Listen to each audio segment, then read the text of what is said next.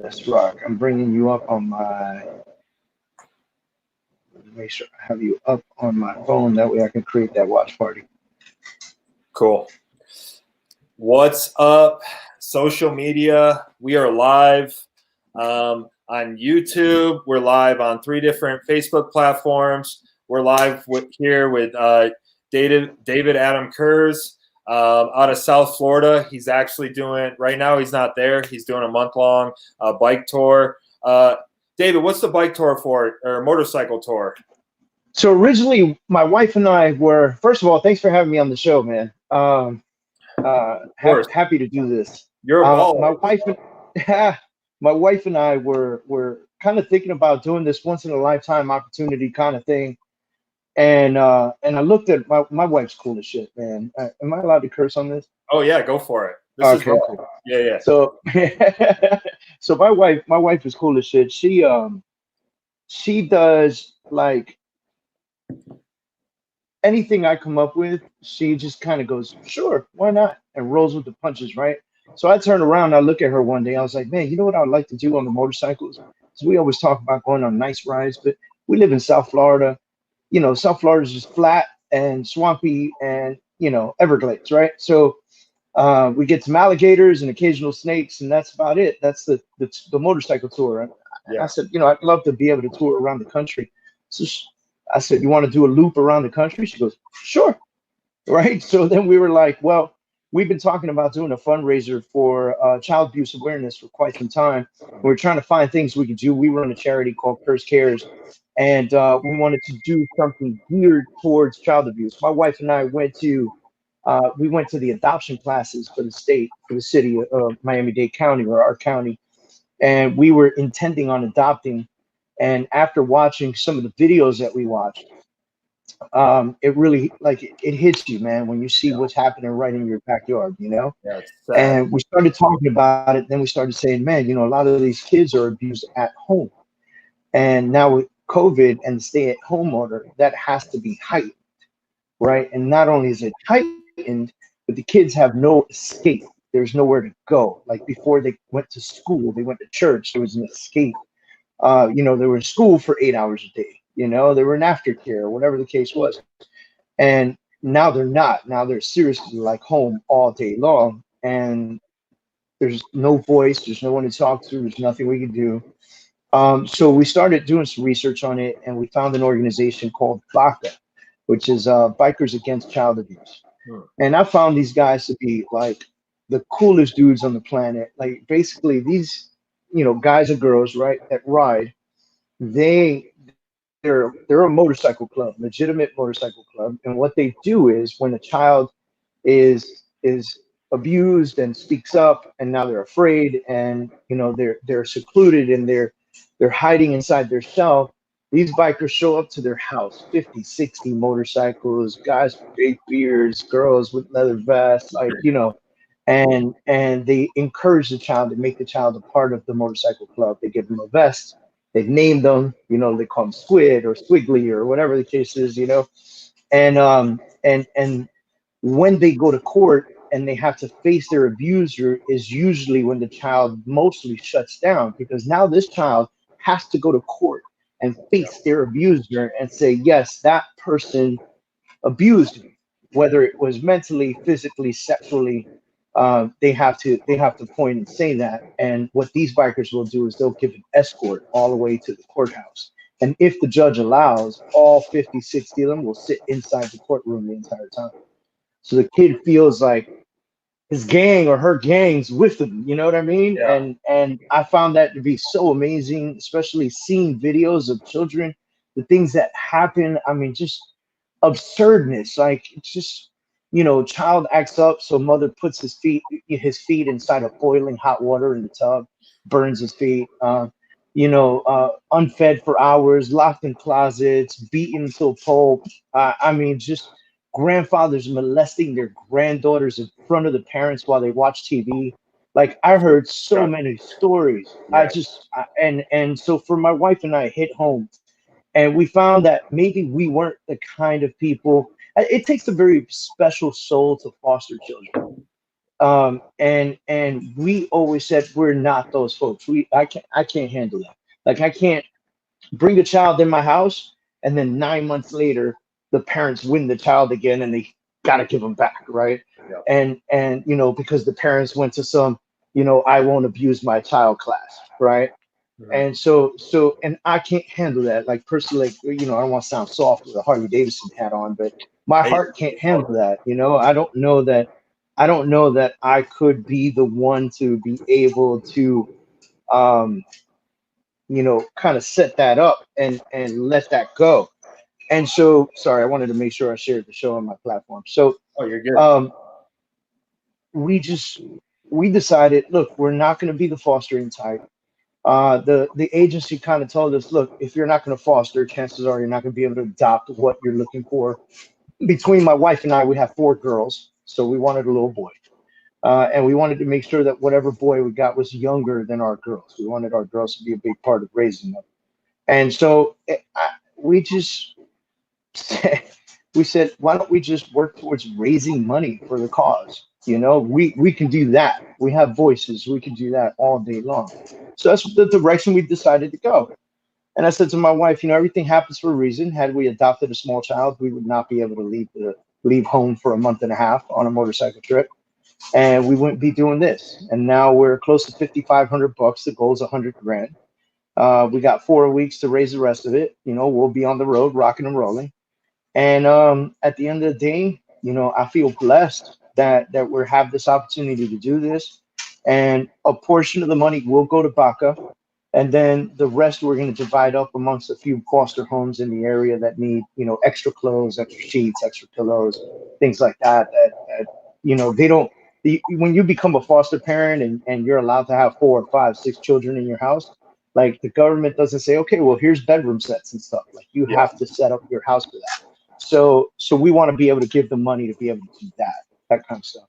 Yeah, and for anybody that's watching on our platforms, your platforms, how can they donate the money? I know I have the link in our messages. I can drop it in the comments below on all the platforms. I'll share it on LinkedIn. I'll share it on Instagram. But so it's just a GoFundMe, right? The one you sent me. Well, it's I did it on Facebook. I found it easier. So Okay. I started with a GoFundMe page, and I found it hard to attract people to the GoFundMe page. Okay. Everybody's on Facebook, so I Yeah. started a fundraiser on Facebook. I set it up there so everybody feels really secure about running a transaction through Facebook. Yep. And they handle the whole transaction. So you go in there, you click what you want to donate, but you guys could just search me at David Adam Kurz, and when you see at David Adam Kurz, basically pull me up, scroll down, you're going to find something about what we're doing. Click on the fundraiser. It's called Right Against Child Abuse. And you can even track us on 11kride.com, because the whole ride's about 11,000 miles. Okay. So I created 11kride.com, and I pointed it towards my Glimpse location. So I spoke to Glimpse, and they gave me a permanent location tracker. And Glimpse is an app where you can choose how much time you want to share your location. So we'll be on the road again, probably, if not tomorrow, on Thursday. We're going to be in Virginia for a couple of days. So I usually turn it off when I am where I am, so people don't know exactly where I am. Yeah. I don't want stalkers tracking me down. Right. So, but when we start riding again, I'll turn it back on and people can see like where we're driving in real time, like at what speed, like what direction, the whole nine. It's really cool. And by the end of the day today, I'll have my marketing guy have a website up. So if people just keep 11kride.com in their heads, they'll easily find our location, and they'll find the fundraiser link. Okay, cool. I actually, as you were talking, I looked up 11kride.com. I'll drop that in the comments too. I'll drop your Facebook page. That was my bad. I misspoke. I was thinking it was a GoFundMe, but I do have your Facebook. No, that's okay. But yeah, we'll get it out there because it's an amazing cause. It kind of when you were talking, I kind of was thinking, man, it's got to be tough for kids, women. It's like the same situation. I wonder, do you know if there's like rides like that or groups that do that for battered women and stuff like that? I don't know if you've looked into it. I'm sure there is. I mean, we kind of organized this particular thing ourselves, and my wife and I are riding solo.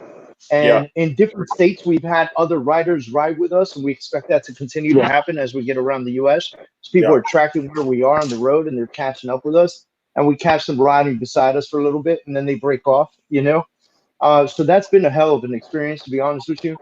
But I know that there are a lot of rides for abused women. There are a lot of rides for Alzheimer's. I mean, I think the bad boy biker thing. It's people see that on TV and stuff like that. But man, bikers really do so much for the community. It's incredible the way that they get together. They just kind of like, you buy a Harley, you dress in black, you speak the same language, and but that language a lot of times is, hey, let's go do this ride for this charity, or let's go do that ride for this charity.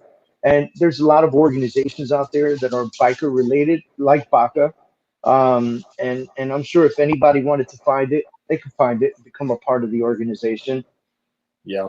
Well, I mean, I love Sons of Anarchy. They always did a ton of, you know what I'm saying?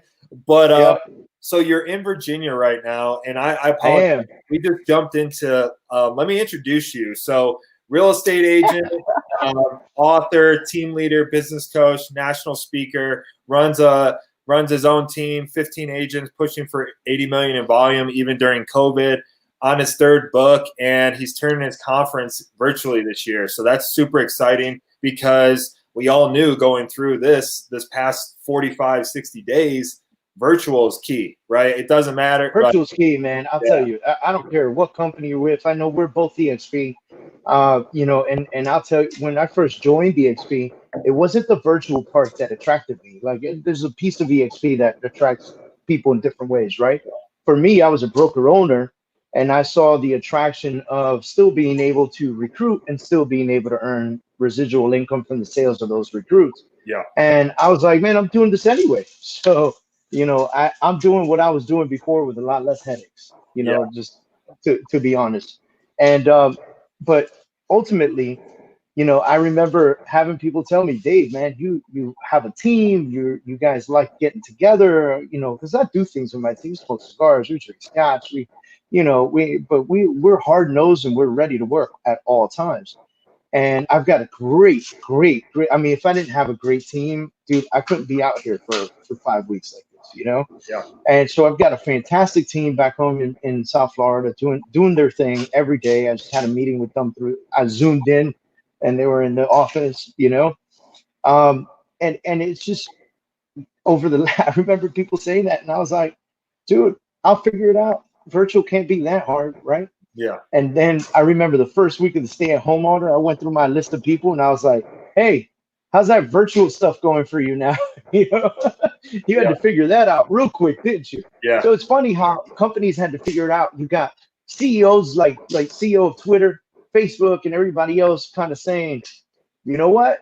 Stay at home. It's working. Our business is still running, and you're able to do it from home. Twitter CEO actually said he was going to just tell everybody, stay at home indefinitely. You want to come at the office? Cool. You don't? No problem. I'll still pay you, just as long as you're working. And so I find a lot of business is going to go that direction right now. It's crazy.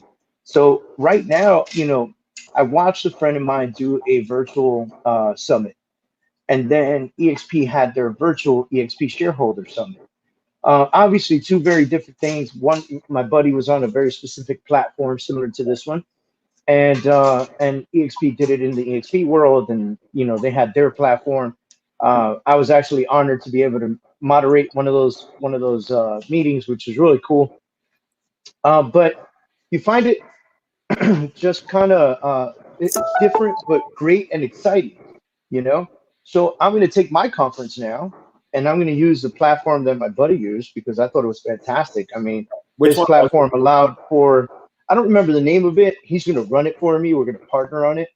Gotcha. He's going to do all the technical stuff. I just want to host the show. You know what I mean? Like when we do the real big conference, the last thing I want to do is choose which lights go on, right? So I just want to host the show. So we're going to continue to do that. We've got a few special guests that are going to come on. Last year we had Terrell Owens. Year before that we had the Altman brothers, which is really cool.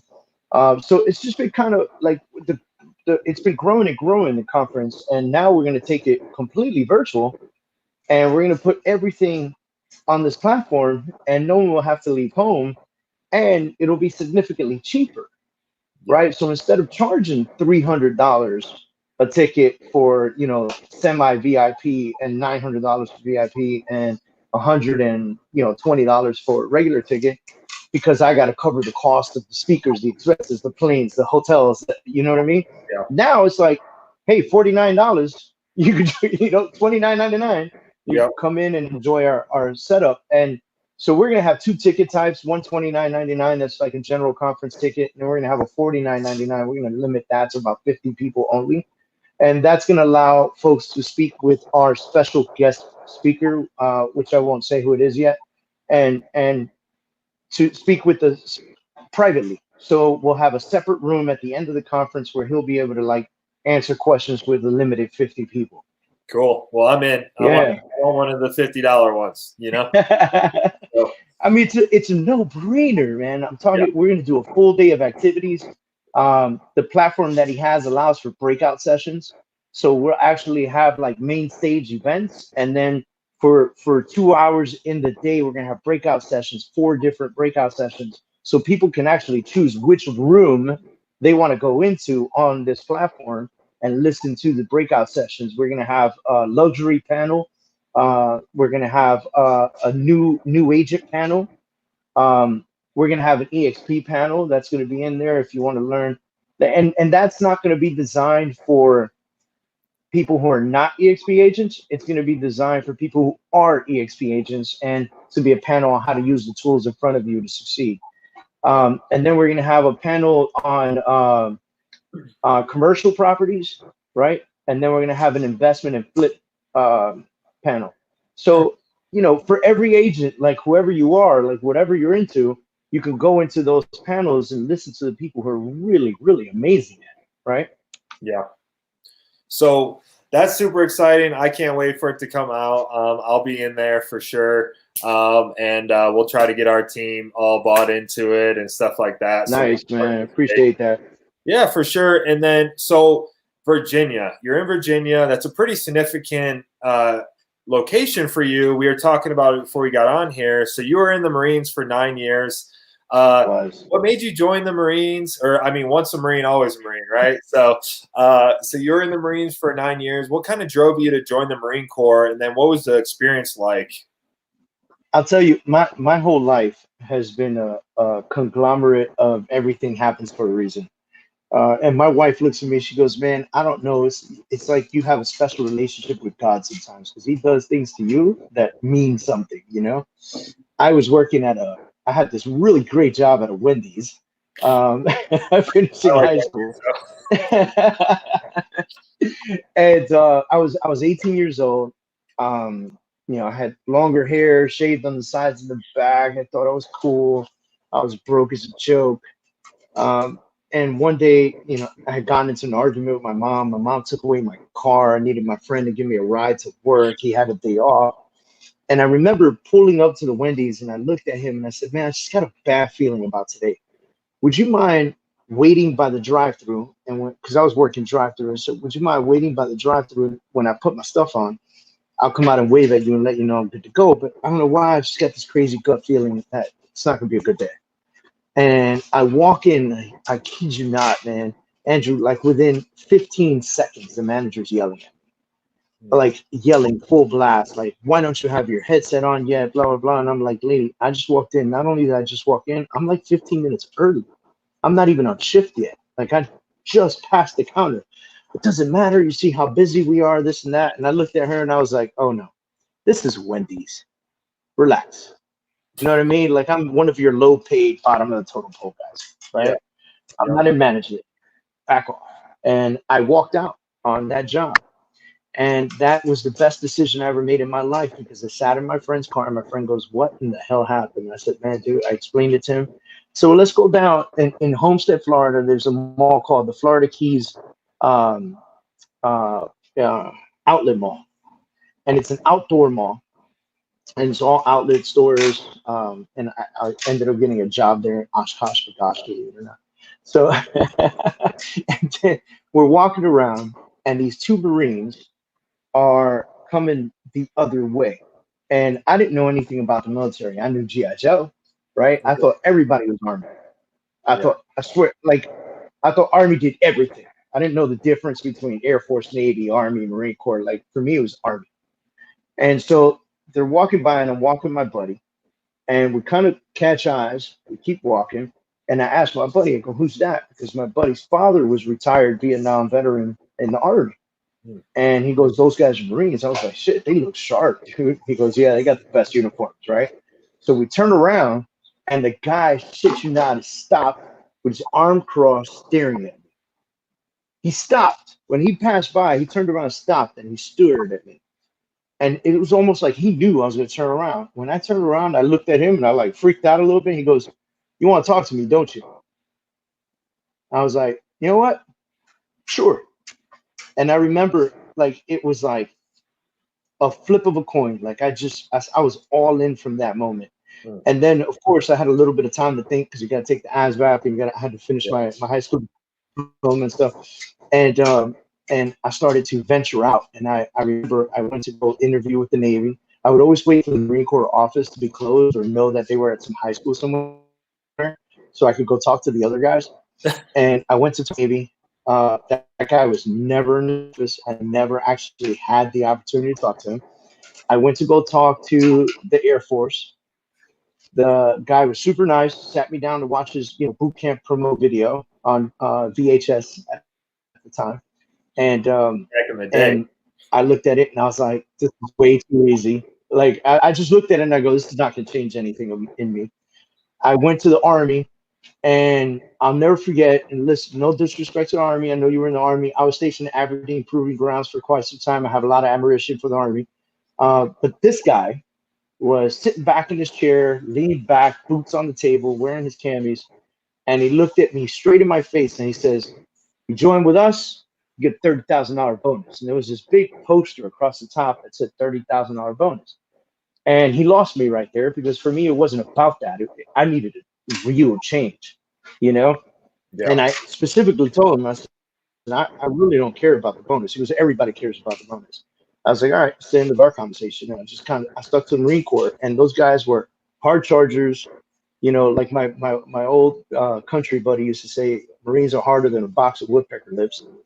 And I never heard that one before. and yeah, man, he used to say that all the time. It was a trip. But I just knew in my heart and soul that I needed a real kick in the ass. And the Marine Corps was the one that was going to do that for me. They were the ones that were really going to get in and make a change. And it did. Honestly, like, completely changed my life forever. I'm so thankful for having spent 9 years in the Marine Corps. I'm thankful for every minute of it, every down, every up, every left, every right, man. Every flight, every last minute trip, every gunfight, every calm and peaceful moment, like every great station I've ever been to, everybody I've ever met. I'm so appreciative for it. I earned a master's degree at no expense to me. So I always laugh when I see, like, my mom complaining about still having student loans, and I'm like, dude, wow. Yeah. Like, you're about to retire, you still got student loans, Yeah. And I don't have any of those concerns or worries, and it's very exciting to be able to have that in my life, and it changed me forever. Honestly, it changed me forever. It gave me a lot of discipline. It gave me a lot of fight. Gave me the will to never quit. My third book is all about removing the word failure from your vocabulary. So my epic journey over the next 5 years is going to be changing people's mythology on failure. Nice. So and get rid of all the folks that say stupid shit like fail forward, because I don't understand that. Right? Yeah. If you fail, you quit. So where the fuck are you going forward? I'm guilty of saying that. So and you're guilty. You're only guilty of saying it because people like Tony Robbins say it a lot, and and you see a lot of memes with it. You got to fail to succeed. No, you don't. Yeah, there's plenty of successful people that have never actually failed. They just had hiccups, bumps in the road, situations, but they overcame them and they became massively successful. So show me the failure, right? If you want to show me a failure, show me somebody who tried something, it didn't work out, they completely quit, cried, balled up in a corner, and never ever tried again. That's completely different. But if you're gonna tell me success requires failure, it's bullshit. It doesn't, Yeah. and first of all, it doesn't require it, but you'll always have bumps in the road, and no matter what you do, no matter Yeah. what you do, in any relationship, in any business you run, in any sales technique, every real estate deal, like I tell my team all the time, every real estate deal has its own heart and soul. So every real estate deal is like starting a brand new relationship. It's gonna have bumps. And if the deal falls apart and you fight tooth and nail to get the next deal, then there was no failure there. You pushed, you kept going, you know? So the entire book is gonna be, I think, pretty epic. And the goal is gonna be to sit down in front of Tony Robbins and battle him on failing forward. Well, I look forward to that one. I love Tony Robbins. I have a bunch of his books, a bunch of his audios. Yep. But yeah, I mean, so what? So you're in the Marines. Why'd you get out at the 9-year mark? And then what did it look like when you got out, all the way to you getting into real estate? What does that look like? So when I was getting close to the 9-year mark, I had earned my bachelor's already. And I had started my master's program, and I knew that even if I got out, I still had the GI Bill to pay for the rest of the master's program, so I could keep going. I just kind of like I told myself, if I re-up one more time, that's going to take me to what, 10, 11, 12, 13 years. Yep. Retirement at 20, I'll never get out. And I wanted something more. I wanted something bigger. Not that the Marine Corps was a small feat, but I wanted something that was going to put a few more zeros in my bank account. And let's face it, when you're active military, that paycheck is a joke. I still have my first one, $8,700 all year. Okay, and for you realtors out there that make that on one deal, imagine that young Marine, that young soldier, E1, getting that tiny little paycheck. You can't even own a car on that, And so I said, if I re-enlist, I'm going to do 20, because now I'm at the 13-year mark. It's 7 years, I'll be done. But then I know I could have done something after the 20-year mark. But then I said, it's not the direction I want to go. I'm still young enough. I want to push. I want to try something else. And honestly, then I had zero plan when I got out, like zero plan. I got a job at the Chrome Detention Center, which is basically it's a jail. What happens is if you're not a citizen, if you're an immigrant, green card, whatever you got, if you get locked up, you lose all that. So the Chrome Detention Center is the space between release from jail and deported back to their country, right? And I remember I got that job before I left California, before I got out the Marine Corps. I was so excited. I got home. I went to check into that job. They gave me a uniform. And then like 2 weeks in, I'm like, dude, I'm in uniform again. And I'm in a more dangerous position. Like, I'm sitting in a cell with 90 just got out of jail criminals who are still locked up. And I'm the only officer inside this room, and the door locks from the outside. I was like, I'd rather go back to Iraq, So I left that job quick. I found another job. Real cool guy. His name's George Waldenberg. Owned a company called Cortex Steel Products in Aventura, Florida, and he hired me. And he said, "I know you've got no sales experience, but I want you to be on my sales team. I know that you'll push and do a good job because you got that Marine Corps discipline in you. So just do what I tell you to do, and you'll win." And I did it. Everything he told me to do, I did it, and I won. I was the top guy on the floor all the time, and it was a great job. Had great pay, good people, but still wasn't enough. I was stuck inside of a room, and I knew that I had ceiling there, and the ceiling struck me when I looked at him and I said, "Hey, I know the sales manager position's coming up. the current sales manager was about to retire. I said, I'd like to interview for that position. I'm your top guy, right? And he told me, he says, I can't offer you that position. First of all, he wanted to hire somebody who had sales managerial experience, which I did not have. I just had the sales experience at this point. And second of all, You managed in the Marine Corps though, so it's like I did, and I don't think he really took that into account. And second of all, I said, well, he said to me, if I take you off the floor, then we lose all your sales, because the sales manager wouldn't be selling. And he said, you'd make more money as a salesperson. You're going to make less money as a sales manager. And I said, I really don't care about that, because for me, I knew that he wanted to grow and extend out to other cities and other countries. And maybe I could have grown with that. I could have become a sales director one day, or a national director, or whatever the case is. And I would have helped him grow his company. But it hit me when he said that. Like, I want you to stay where you are. And that's where it suits you best, and that's where it suits me best. And I said, okay, I've got to see him. And it's not a glass ceiling. This is like a steel ceiling, right? Like, I'm not getting past this. Yeah. So my cousin tells me to get into real estate. A couple years before that, I was doing it part-time anyway. I was having fun. Like, if somebody said they wanted a house, I would help them get a house. I was making $150,000, $160,000 a year in the sales job. Then I'd make like an extra $30,000, $40,000 a year in real estate. So it was, and I was doing it part-time, having fun doing it. And one day it hit me. I'm sitting in there. I got the steel ceiling above me. I'm sitting in a cubicle that I used to call my coffin, because I said I would die there. And I was so used to being a Marine, out and about and a little bit free, even though I worked in armories most of my Marine Corps career. And I just said, man, I got to do something different. And my cousin said, go full-time real estate. And I said, you know what? I'm going to do it. When I can subside my daytime income with my real estate job, then I'll do that.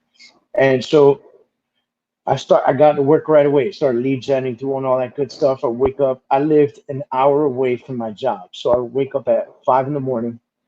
I would drive to my job. There was an LA fitness gym close by to it at 6 a.m. I was in the gym.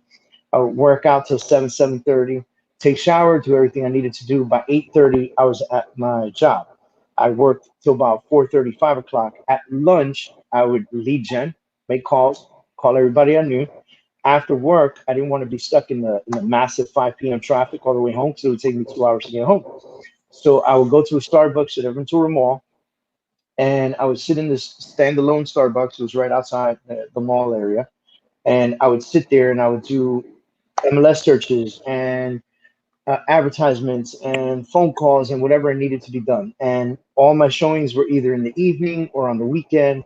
And in 2 months, I was able to subside my daytime income. But I did this every night. I was getting home at 10 p.m. I was finishing up paperwork by 12, 1 o'clock in the morning. I was up again at 5 a.m. And I did that every night. Like, you gotta, if you want something, you put in the work and you sacrifice.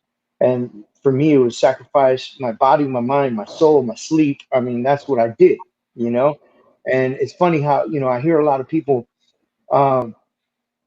they'll tell you, man, you got to give your mind a break. You got to relax. You can't sacrifice like that. You'll make yourself sick, blah, blah, blah. And in the same breath, they'll yell at the basketball game on the TV and go, it's because that guy doesn't practice right. Right. And I'm like, wow, you want that guy to keep sacrificing his body, heart, and soul so you can watch some TV. But me, no, it's not okay. And so I don't believe that. I think people got, if you want something, you're going to sacrifice. You're going to put in the work. You got to get it done. And I still find myself, putting in a lot of sacrifice. My wife is upstairs right now. She's a real estate a mortgage lender. And she's upstairs. She's been upstairs. I mean, we're supposed to be on the road. She's been upstairs since early this morning working on all the deals that she has in the pipeline, because that was our thing. Our sacrifice to take this trip was that we had to wake up extra early, work in the morning, ride middle of the day, and then work in the early evening to the late night. That's the sacrifice. If we want to do this and we got to keep our businesses running, that's what we have to do. Right. So that's what we put together. And I think over time, it just kind of grew. I went into it full time. The market crashed. I got into short sales. I made good friends with a great attorney. We kept pushing forward. We're doing everything that we needed to do. And market changed again, got into the regular sales business, learned what it took to build the team, joined a great company, Keller Williams. Left Keller Williams because I wanted to get into the luxury market. Went to Douglas Elliman for a while, learned a lot there as well on the luxury side of things. And then eventually opened up my own real estate company, backed away from sales. My wife ran the team. She killed it with the team. We were one of the fastest growing real estate companies in South Florida. Close to 200 agents, 3 offices, and in 3 separate Miami and Fort Lauderdale locations. Nice. And then one day we just merged it all into EXP and rolled out. So I love that you talked about sacrifice and all that. You know, sometimes not just myself, but people reach out to myself or other people and they're just like, how did you do this the way you did it as fast as you did it? And I'm like, well, I definitely sacrificed some of my party life, my social life. You know, I was getting up early and I'm just like, I'm up between like 5 and 6 every day. They're like, why? I was like, I don't know. My mind just doesn't stop. You know, if I'm laying in bed, I feel like I'm wasting time. Honestly, I feel like I should be doing something. So I love that. That's definitely, I don't know. For a while, I used to blame the military, but I think the military just sparked it, right? It was just in me. Yeah, just a little push. They sparked something that you already had, man. There's how many military guys just wash out? You know, they don't make it, or they get out in 4 years and they're like, I hate this. I'm never doing it again. Yeah. You know, and but then there's us who do a decade, you know, or more, and we love it, and we get out for our own reasons, you know. Yep, I kind of got out for the similar reason as you did. I was flipping houses, not well. I didn't do it well at first, right? Lease options, rentals in Florida. And I started with a multi-level marketing company, had a little bit of success right out the gate. And it gave me a little piece of what could be, right? And I was like, okay. So I started zeros, kind of like you did. I was like, something's not right here. So that's why I got out. So I just wanted something different. So we have a similar story. I didn't know that going in, so it's kind of cool. That's awesome. Yeah. So I know we're going over a little bit of the time. Do you still have a little bit of time? Yeah, I'm good. They're actually my well, I don't think he's watching me right now, but my best friend lives here in Virginia. I'm actually staying at his house, so I call him my brother. His son, which would be my pseudo nephew, right? Yeah. Is graduating high school, and there's no graduation. Yeah, that's so tough. They're all working around me to decorate the base. You can see the stars hanging and all that stuff. Yeah. So he gets off work at 8 o'clock tonight, and we're gonna surprise him with some friends and stuff like that. And do a little happy graduation. Awesome. Yeah, that's sad for the seniors this year. But I do a ton of stuff online, just people like figuring it out, doing drive-bys, you know, kind of like it's like super cool. So the 200 agents, what did that look like? That's crazy. And you still have a lot of them. A lot of them came over with you, correct? A lot of them came over with me. Some didn't. Some came over and left. Some came over and left and then came back. You know, it's been a big mix of different people. And for different obvious reasons. But we did bring over a good chunk of them, and we still have a good chunk of them, and we're consistently bringing people on. I mean, for me, it's exciting. You know, I do a virtual kind of EXP Explain Lunch and Learn every single Friday in Spanish and English. So, nice. You know, we create a lot of attraction that way, and we keep a consistency with it.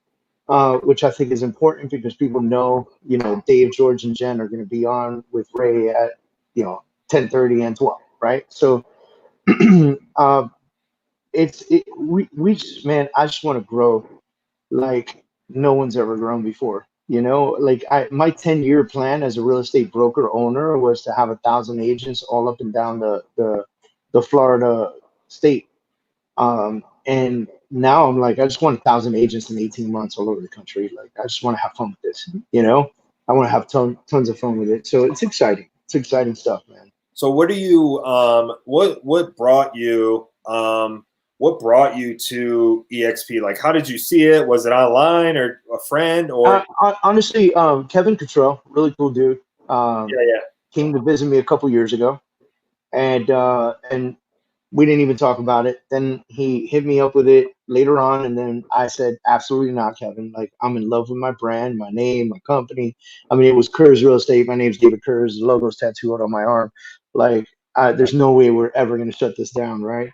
And he just kind of said, you don't have to shut it down. You just merge it in, and you can still be Kurz Team or Kurz Enterprise or whatever you want to be at eXp Realty. And he started to.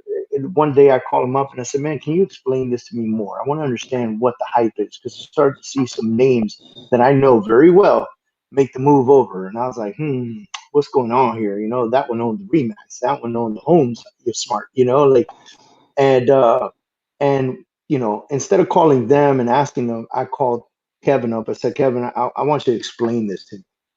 And he did. And I sat down and I did all the numbers, and I realized that as a real estate broker, I was just earning maybe a little bit more or potentially even less than what I would have earned in residual.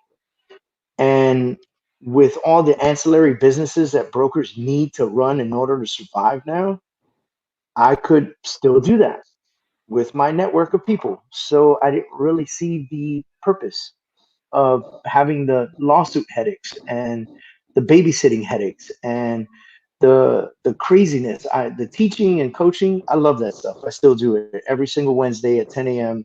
I'm live on Facebook doing a coaching session. I do them privately for my group. I do them publicly on Facebook on Wednesdays. Like, I love that stuff. I love to teach. Like, that for me is a win, but the attraction was so simple. It was do everything I'm able to do as a broker with none of the liability, none of the lawsuits, and give all the agents that came with me the same exact opportunity without having to leave and open their own brokerage. That was huge. I'm looking at agents in the face and going, have you ever thought about getting your broker's license, opening your own brokerage? And people are like, well, yeah, that's kind of like natural progression, isn't it? And I'm like, well, now you don't have to. Like, I'm literally putting you in position. You don't even have to get your broker's license anymore. Like, you could just be a regular sales associate agent and do what I'm doing, and we could just all blow up together. Yeah. We could, like, I joke with my team all the time. We could turn this office into Wolf of Wall Street if you want. Like, we'll walk on tables, throw chairs. I don't care what you want to do, as long as we're winning. Like, the little spinning. Yeah, why not? Shit, yeah. Why not, man? Why not? And we'll give away prizes depending where it lands. You know, who wants this? It's just right. But we did. It's just. I want my team winning. I want to see them winning. I don't want to see myself winning and them struggling. I want my team winning. I want them all to be able to win at all levels, at all times. And again, it's all reflective on the amount of work that they put in. No one's going to hand it to them, but they're in position to put in the sacrifice and the work. Yeah. Yeah, I love it. Everybody gets the same deal. So, little background on me. I've only been in real estate a year and a half, right? On the real estate agent side, my first year, I didn't even get my first sale until 4 months in. And then I was just like, all right, this is dumb, because like there's people out here crushing it, right? So I was like, and then I would walk into or I'd message a team leader or a broker who was in Colorado Springs, because I was a new guy here. Nobody knew me. I would message them and I'd be like, hey, you have to see this, because literally your agents and you are going to keep more money, make more money. There's just endless opportunities here. And they're like, no, little guy, what's your volume?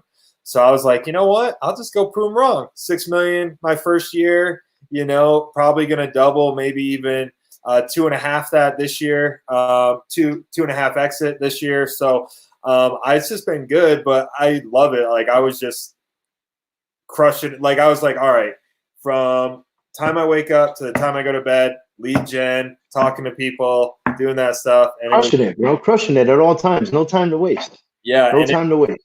But I just love that I got the same deal that you got. There's no difference, right? It's even playing field. So it's an even playing field. And man, I just explain that to people every day, time and time again. I'm like, dude, your broker is making the money. You're not. You're an agent. Yeah. Why don't you do what they're doing? Come do it over here. You don't have to spend no money on opening an office, no licensing, no insurances, no overhead, no secretary. no assistant, no none of that stuff. You just come over here and do the same thing, Yeah. and win with all of us because we're all so supportive of each other. You know, you shot me a message. You're like, hey, I do interviews similar to yours. You mind doing one with me? Sure, let's do it. You know, Yeah. we figured it out. You know, and I'm on a national trip. We figured it out. You know, it just I feel like we're so supportive, and you and I are not in the same lines in any way whatsoever. So it just we back each other up. We do cool stuff together, and we consistently show a lot of growth that way. Yeah. And I've never seen a culture like this ever in my life. no, it's not, because I know if other people reached out to the top guys at their company and were like, hey, sit down with me, teach me, give me 30 minutes of your time. I don't have 30 minutes. I Nah, don't bro. have 30 minutes. Yeah, I yeah, charge $1,500 for 30 minutes or what.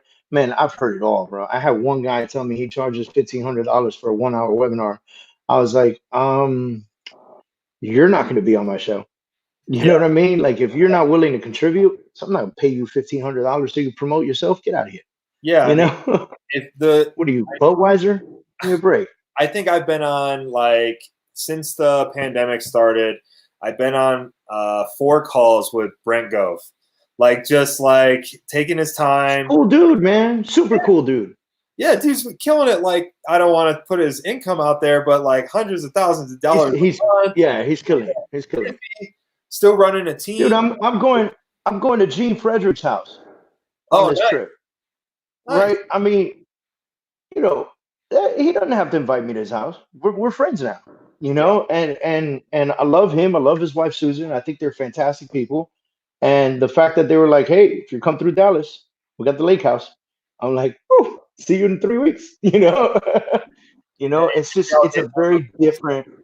Sorry. Yeah, it's a very different environment, very different environment. And I'm blessed to be a part of it, honestly. I'm excited. So, all right. So I want to wrap this up. So for agents that were kind of struggling during the pandemic, what's some nuggets that you can drop that anybody can use? Dude, we've been saying it the whole time. Put in the work. Right? So if the pandemic happened and the stay-at-home order hit and all you did was catch up on your Netflix, screw you, man. It's your fault that your business is not pushing forward. It's your fault that you're not succeeding. But if the pandemic hit, stay-at-home order hit in, and you focused the last 6 weeks, 6 to 8 weeks on calling your sphere of influence, developing relationships, letting people know that you can put them on drip campaigns, sending them properties to look at, letting them know, listen, I'm not calling you for business right now. I'm just calling to remind you that I'm in real estate. And when the time is right, I'd like you to think about me. Is it okay if I put you on a drip campaign? I'm shoot you an email maybe once or twice a week to let you know what we got going on. People say, sure, no problem. Great. I mean, those are, you know, I call it A to Z, where I tell folks, you got to get on your phone and go from A to Z and call everyone in your phone. Don't tell me, oh, I don't have a sphere of influence or I don't have leads. You don't have leads? Who do you speak to every day? If you went to the supermarket with a mask on, like, did you not run into people? Did you not say, excuse me, where's the butter? Right? Or, hey, excuse me, do you guys have toilet paper today? Right? I'm sure a lot of people ask that question, right? Yeah. Listen, if you need anything real estate related, let me know. See, what a lot of people don't realize is that the COVID crisis created a lot of leads. A lot of leads. You know why? Because there were people stuck at home that they realized they didn't want to live in anymore for the last 6 to 8 weeks. There are people who were stuck at home with somebody they realized they didn't really like very much. Yep. It's real, Yep. right? Or there are people at home that realized they love their significant other so much that they decided to put in the work and add an extra family member in 9 months. Yeah. Right. So the pandemic is creating clients left and right. Some people need bigger houses. Some people need to sell and buy 2 houses separately. And some people need to upgrade or change or whatever the case is. We got a lot of condos in Miami. There are people in condos right now going, oh my God, I wish I had a single family house right now. Right? All those cool amenities that they're so used to, the pool, this, that, they can't use any of it. You know? Yep. So it's just, you know, if the biggest nugget that I tell people is build those relationships. This was the time to build those relationships. This was the time to stay in front of everybody. This was the time to stay in front of the pandemic. This pandemic was not real estate created. Keep that in mind. This is not 2008. There are almost zero similarities. Okay.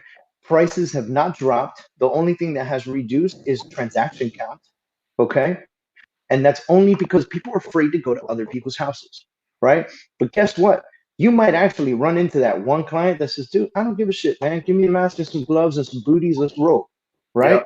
And then you might find some sellers that are like, I need to go. Like, I need to go. I got a job transfer or whatever the case is. Or, I'm retired and my son lives in Minnesota and that's where I'm moving to. Like, there are still sellers out there with needs. Hence why our profession was deemed a essential business because people still have a need, right? Leases came up. Like, you think that leases got extended automatically because of COVID happened? No, leases expired and people needed to move or they needed to renew. So it was just if you had spent your time, and it's not too late. I'm not saying that if you didn't do it, you're screwed. You're done. I win, right? What Yeah. I'm saying is you have to put in the work right now in order to come out of this strong. If you put in the work right now, you might not have a deal right away, but America's opening up. There's Yeah. only like, I think maybe 20% of America that's still closed, and it's the typical states. New Jersey and California, and I think Washington State, like, and I think maybe Illinois because of Chicago. But that's it, Yeah. right? The rest of the country is wide open.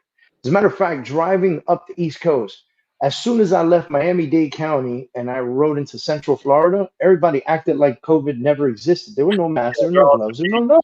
Yeah. Nothing. Nothing. Not in Tennessee, not in Kentucky, not in North Carolina, not in, and then the next state that got looked like serious, like I couldn't even use a public restroom, was Virginia. They're not open yet, right? Virginia's close to DC. A lot of folks from DC live down here, so they're keeping things a little tight knit. Yeah. But create those relationships. Get on your phone, call everyone you know. I don't care if it's your aunt. Auntie, what's going on? What's going on? This is David Kurz, man. Your nephew, remember me? Yeah. Don't forget that I do real estate. I know you work at the doctor's office. Like, keep me in mind. I just really need you to keep me in mind. Business is slow right now, as you can imagine, for all of us, and let me know if there's anything I can do to help. Be a resource. So Yeah. you get on that phone call, you say, hey, John Smith, how you doing, man? I call you, Andrew, how you doing, man? It's David. How's everything going?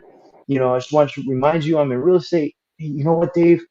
Andrew here, hey man, I might be losing my job and I'm thinking, what can I do to keep my home? And are there refinancing options before I actually lose my job? Or what can I do? Be a resource. Absolutely, dude. What's your interest rate? 6%? Shit. You're giving out 2.75% right now.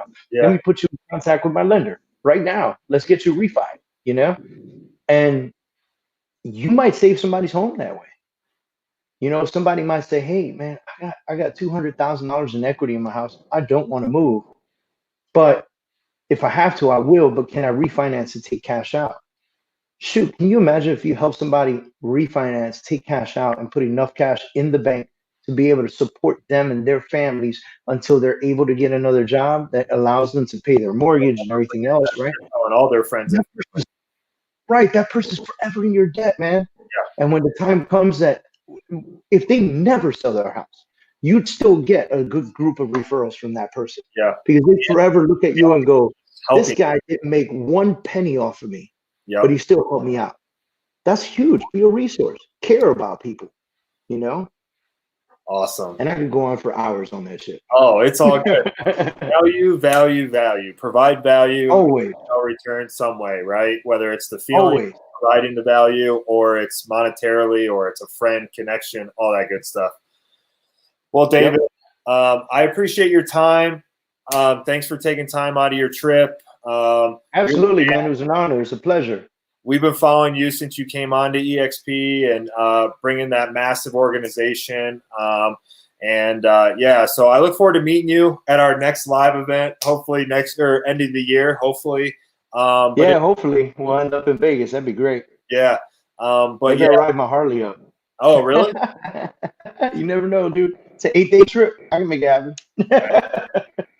But I just tremendous respect for you and you guys' organization and what you're doing and the Thanks, Andrew. I appreciate that. For. So thanks for having me on the show, man. I appreciate you. Yeah, for sure. And if there's anything we can do for you in Colorado, let us know. Absolutely will. You're my guy.